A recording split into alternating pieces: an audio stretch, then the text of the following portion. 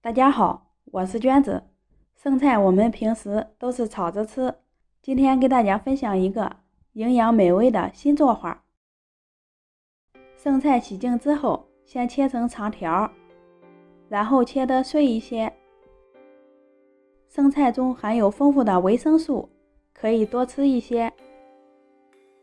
接着准备2根火腿肠，先斜刀切成薄片，改刀切成细丝儿。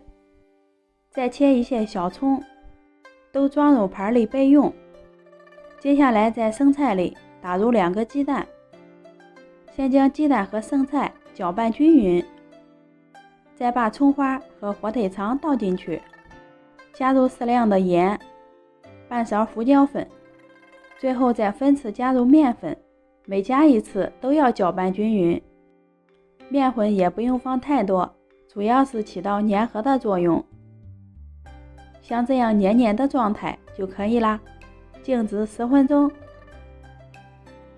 10分钟以后，生菜叶已经变软了，像这样的程度就行啦。预热好的电饼铛里刷上一层薄油，用筷子夹一团菜脯放入锅底，再整理成一个圆饼的形状，薄厚也摊得均匀一些。开大火上下盘加热，先烙上2分钟，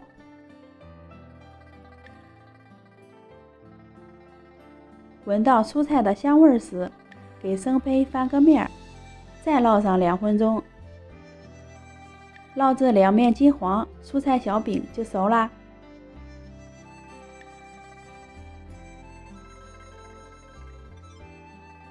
用大火烙制能缩短烙饼的时间，生菜也不容易变色，营养成分不易流失。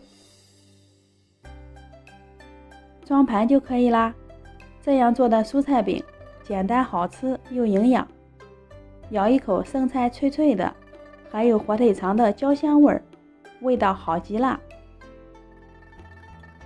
家里孩子不爱吃蔬菜呢，可以试试这样做成饼。喜欢的朋友点点关注，我们下期见。